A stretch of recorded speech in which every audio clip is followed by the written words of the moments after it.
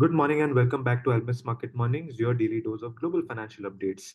Well, all the warnings from policymakers seem to be falling on deaf ears with a risk asset rallying. US equities had a good day with S&P 500 approaching the previous highs. Asian equities have taken cues from Wall Street and extended the rally.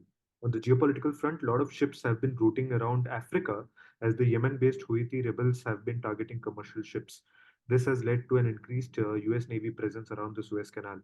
Good morning, JK. Your thoughts on markets lately, and is the attack by Houthi rebels a fresh geopolitical trigger brewing? Good morning, Swaraj. Not very sure whether the geopolitical escalation is likely, but definitely it is not very calm there. So we have seen oil prices also rise as United States announced the creation of a task force to safeguard the Red Sea commerce, while the militants have vowed to defy the US-led naval mission and keep hitting Israeli targets again. Oil price, the Brent has risen more than $2 at 79 plus today. And this is not going to be comforting to policymakers uh, who are, very cautious about calling it a victory on inflation. In fact, the operation pushback against the market expectation has continued yesterday. As you know, as many Fed members have continued to say that, the market expectation is overboard and rate cuts will not happen as early as they are expecting. There were members like Bostic and also Mr. Barkin, who suggested that US Central Bank will wait to see more easing of inflation and stability before they actually look to cut rates, and Fed remains glued on 2% inflation target, but market was not listening. I think market actually is still pivoting around Powell's dovish statements, and also they got further boost from BOJ, who actually, were in siding with the market. I would say that Ueda saying, he can't say when they can actually change the policy. There is no indication. It's difficult to lay out a plan for exit.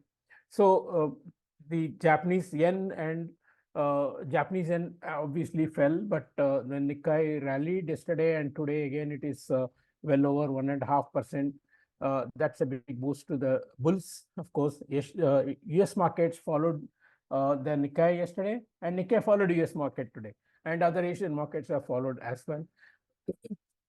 And we had yields, of course, have been stabilizing around the recent lows, slightly lower, of course, with data from Europe confirming that the inflation is actually lower as per the final reading. The preliminary lower reading has been confirmed. In fact, month-on-month inflation was 0.1% lower than the initial reading, of course. One economy that stood out was the Canadian CPI, which actually remained unchanged in November at 3.1%. And the possible Canadian Central Bank holding on to hawkish stance, although market is still discounting rate cut from as early as April. Now, if you look at markets, they are actually discounting up to 1.5% rate cut in the US in next year, but purely based on inflation, that looks to be a bit of an overstretch. And I think to get a 1.5% rate cut from Fed, you need to actually see a big slump in the economy, and that is actually not a good news. So you better be careful what you wish for. And so on the stocks, Dow Jones and Nasdaq also rallied yesterday. They are again closing in on the year's high. we also had the dollar, which has rallied strongly against the yen after the BOJ decision, but since then it has pulled back.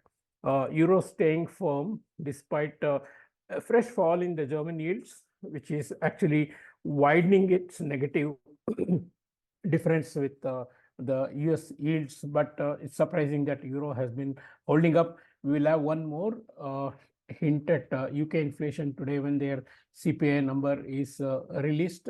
It's all same trend continuing.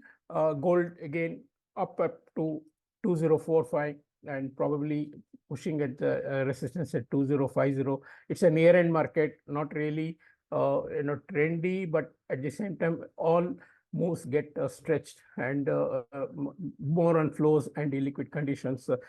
It's likely to get worse from next week of obviously after the Christmas. Yes. To look forward to today, we have the UK inflation number. On day after tomorrow, we have the PCE core inflation, and even US GDP is likely to be announced on this Friday itself, because next week will be a thin holiday period. So those are the things that we look forward to.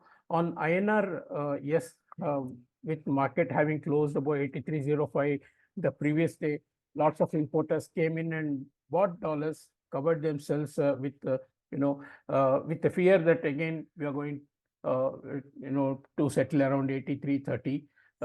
Because we didn't see any let up from the PSU banks on the buying side as well, although they came in to stop the fall at 83.20 levels. So difficult to think that rupee is changing its behavior too much, although we did have slightly expanded ranges in the last couple of days. So whether it really breaks out in a bigger way, I don't see that happening right now.